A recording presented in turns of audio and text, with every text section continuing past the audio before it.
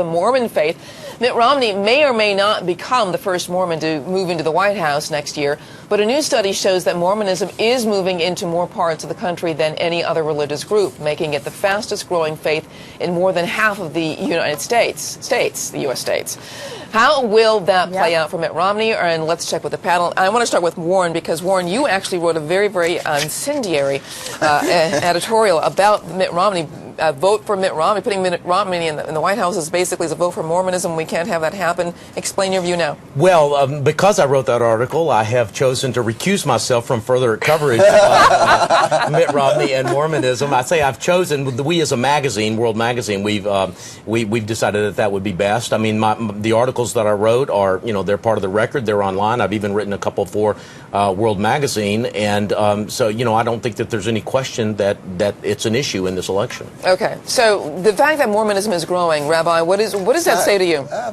First of all, the statistics, when you dig down into the statistics, it's not 48% growth, it's 20% growth. They lowered the numbers, so Mormons are about, 6 million in the country. We're talking about 320 million people. Yes, Mormonism's growing. A lot of that figures has to do with how Mormonism organizes itself. As soon as it gets to a certain size, it breaks its church and opens up another house, because they don't have mega churches, so to speak. Right. So a lot of these numbers are not so important. And we also, 40% of all of the members of LDS don't go to church. Only 40% go to church. So let's, I think we have to take it in a certain kind of stride. Mary?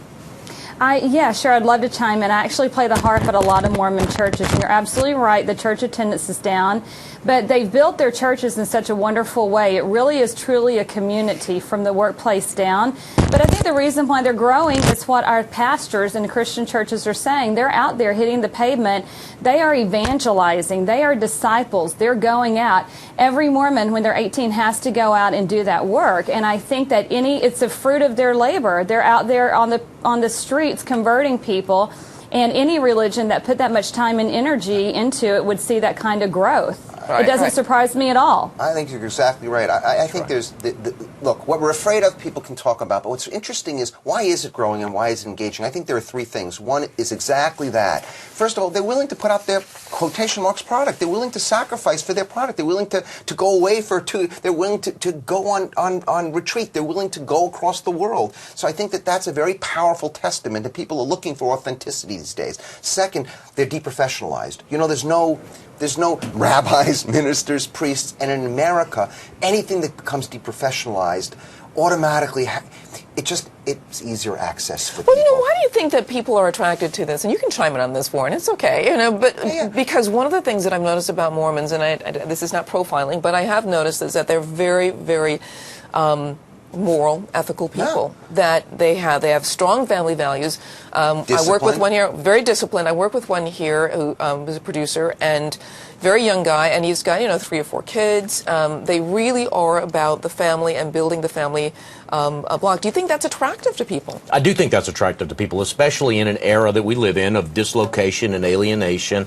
I would also just make the fairly obvious, and certainly not original with me, observation that demography is destiny. And if you are living in a culture where the birth rate is around 2.1, and the birth rate of your community is 3.1 or 4.1 or 5.1, it's just a matter of simple math. But I also think that is attractive to people. When they see these families, they see the love in these families, and education. Exactly right. Look at even Romney. He's very well educated. And all the supportiveness of the community that they grow up in. That's right. They care for each other. They care for. Yeah. Let me read one of the chat comments right now coming in from Charles Reese.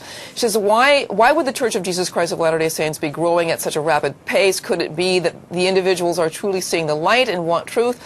And when they talk with missionaries or other members of the Church of Jesus Christ, their eyes are open to the fullness of the gospel of Christ." Good questions that need to be asked. I mean, that's another interesting point. And it also brings up another point. We're talking about this community that they, embrace, is that a are they more attracted to the community or to the actual gospel? Mary, I want you to answer this as well. Yes, I want to add something. When I was running the Learning Annex, we had all of our call centers based out of Utah, and my entire call center and sales staff were all Mormons. And the reason why we did that, they're so successful, is because of that work ethic that they have. They show up on time. They do their family people. They don't drink. They don't party. We had our performance, our company, our figures financially soared the minute that we moved all of our call centers out to Utah. So yes, I think people are very attracted to that culture. But again, it comes back to the simple fact that they're opening up their mouth and sharing their faith, whereas other people weren't. And as far as the birth rate goes, if that were the method, by which your religion, then Catholicism should be the fastest growing. It's not. It's Mormonism.